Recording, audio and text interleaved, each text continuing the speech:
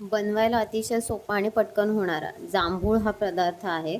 आता या पदार्थाचं नाव जरी जांभूळ असेल तरी जांभूळ फळाचा वापर इथे जरासुद्धा होत नाही. आता त्याचं नाव जांभूळ कसं पडलं हे काही मला माहिती नाही, पण पारंपरिक पदार्थ आहे. सणावाराला कोकणात बऱ्यापैकी केला जातो.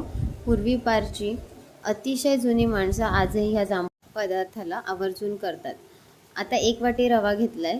वाटी, ग्लास तुम्हाला जे काही सोयीचं असेल कमी जास्त प्रमाणात तुम्ही रवा घ्यायचा आहे. रवाच्या समप्रमाणामध्ये साखर घ्यायची आहे आणि त्यानंतर आपल्याला जेवढी साखर आणि रवा घेतला त्याच्या दुपटीने पाणी घ्यायचं आहे. त्यामध्ये 2 चमचे तूप घालायचं आहे आणि पुढची प्रोसेस तुम्ही पाहिली.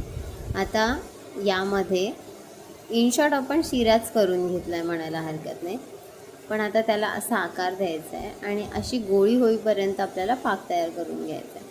हा असा पाक तयार झाला ना की आता जे आपण हे रव्याचे बनवून घेतलेले गोळे आहेत ते तळून घ्यायचे आहेत आणि ह्या पाकामध्ये सोडायचे आहेत. बस झाला आपला जांभूळ पदार्थ तयार.